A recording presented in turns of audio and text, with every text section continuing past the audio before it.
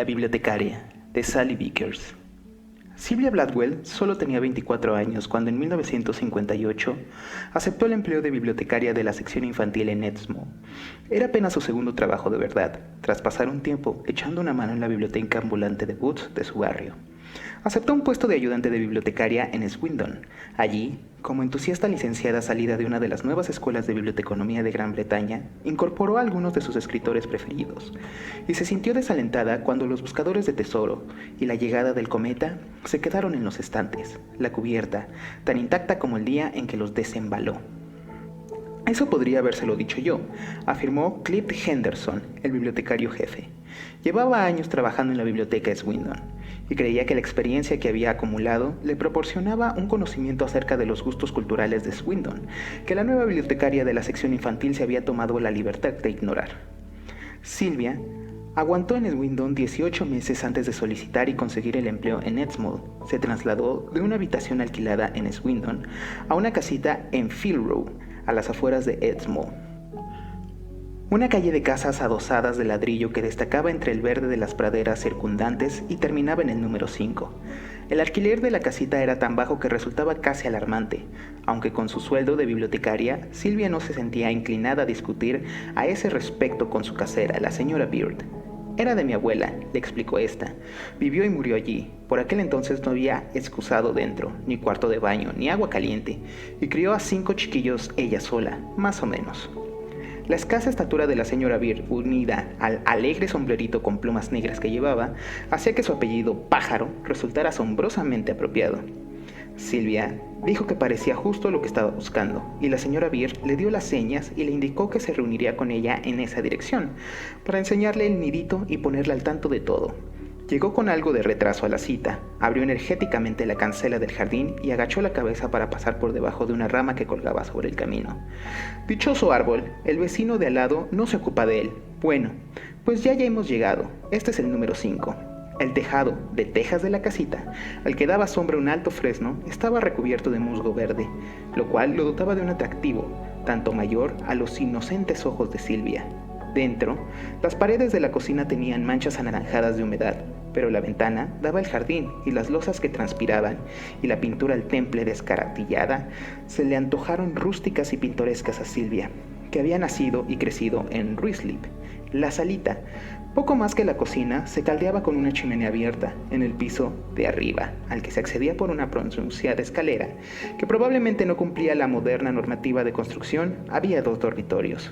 La casera le señaló al más pequeño. Ahí dormían mi madre, que Dios la tenga en su gloria, y sus hermanas. Solo había un chico, enfermizo el pobre. Murió de pleuresía, probablemente fuera lo mejor. El cuarto de baño, pintado a brochazos de un amarillo desvaído, contaba con un lavabo agrietado y con manchas de agua. A su lado, en un extraño ángulo diagonal, había embutido una bañera diminuta. El retrete está abajo, al lado de la cocina.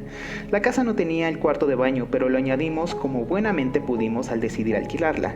Si la entran ganas por la noche, siempre puede utilizar eso.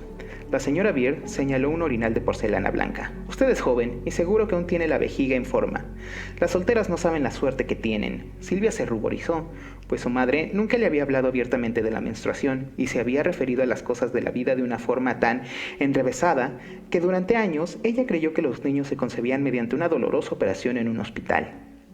El jardín del número 5 lindaba con un campo lleno de cardos, en el que habían jubilado 2 burros decrépitos para que vivieran allí hasta el final de sus días. El jardín en sí estaba invadido de zarzas impenetrables y ortigas exuberantes, pero la señora Beard aseguró a Sylvia que volvería a ser el que era en un abrir y cerrar de ojos. Señaló un vetusto ciruelo. La fruta es buena para hacer composta, pero yo no la probaría sin cocerla. De críos la comíamos verde y nos zurraban cuando nos daba indigestión.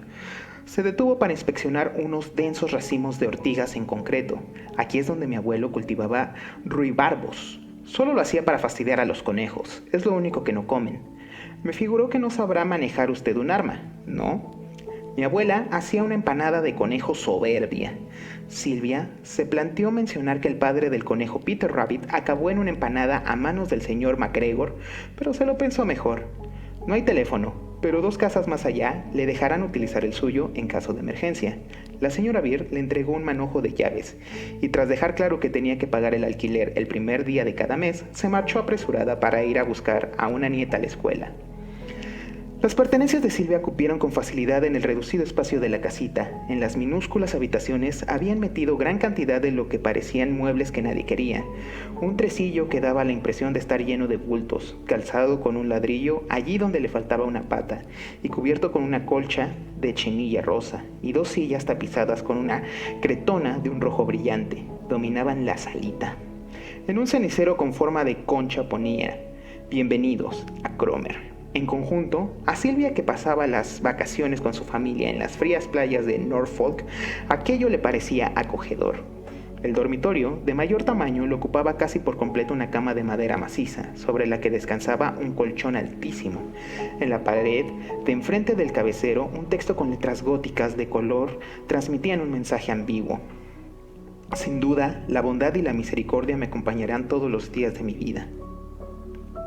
No había ninguna estantería para depositar las posesiones más preciadas de Silvia, quien tras abarrotar las repisas de la ventana, apiló todos los libros que pudo en las baldas inclinadas del armario, que había en el dormitorio más pequeño.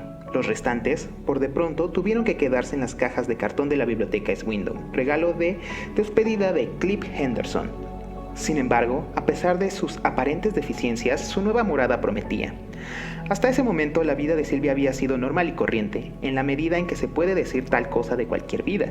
Su padre tenía un empleo de encargado de poca monta en una empresa de venta de refrescos establecida en Londres, en Great West Road. Su madre era hija de los viajantes de la empresa, y así era como ambos se habían conocido. Al nacer Silvia, su madre renunció a su empleo de recepcionista. No hubo más hijos.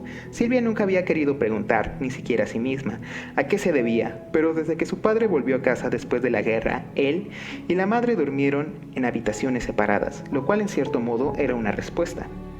Las notas que sacaba Silvia en la escuela eran regulares. Silvia tiene que aprender a hincar los codos y tiende a soñar.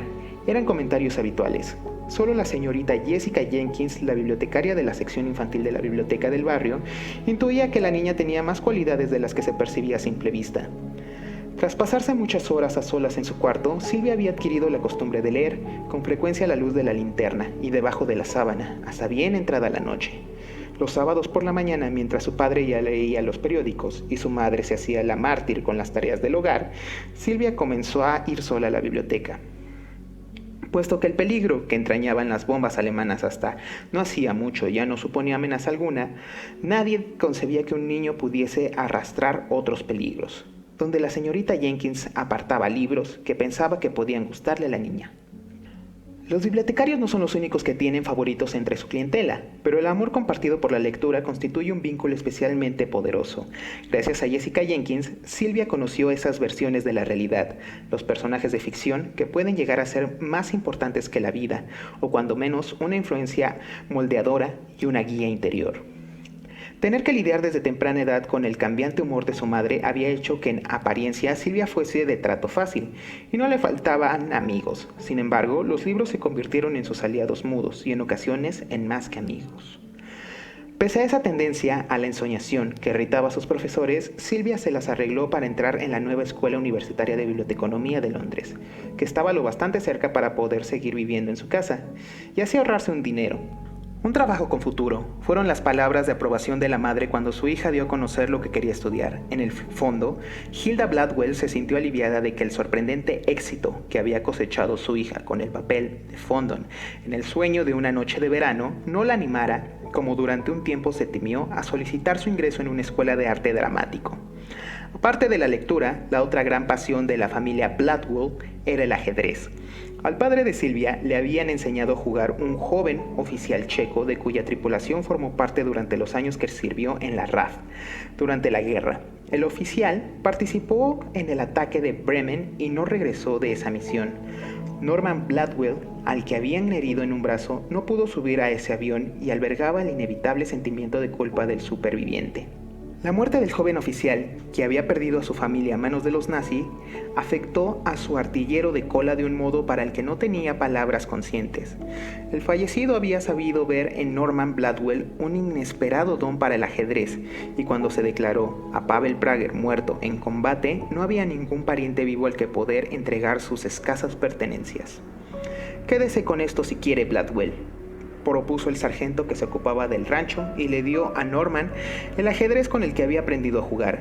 Quizá por respeto a su difunto comandante, o quizá a falta de otra cosa que ofrecerle, Norman Bladwell intentó transmitir su interés a su única hija.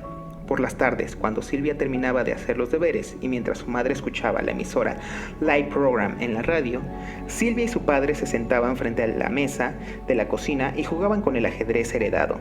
Silvia no tenía un talento innato para el ajedrez, pero era una niña sensible que adivinaba las necesidades insatisfechas de su padre y por lealtad a él hacía lo que podía para dominar el juego. Los jugadores de ajedrez, por pacíficos que puedan ser en otros aspectos de su vida, son despiadados cuando se trata del ajedrez. Y a pesar de que lo intentó con todas sus fuerzas durante años, a su padre le resultaba imposible no ganar a su protegida. Un momento definitorio para ambos, y que Silvia no olvidó jamás, fue la tarde en que consiguió dar jaque mate a su padre. «Quédate con esto si quieres», dijo su padre, sin ser consciente de que estaba repitiendo las palabras con las que le había hecho entrega de la modesta caja de madera en la que aún se podía ver las iniciales grabadas del compañero al que había perdido. «Cuando te vayas, no tendré a nadie con quien jugar».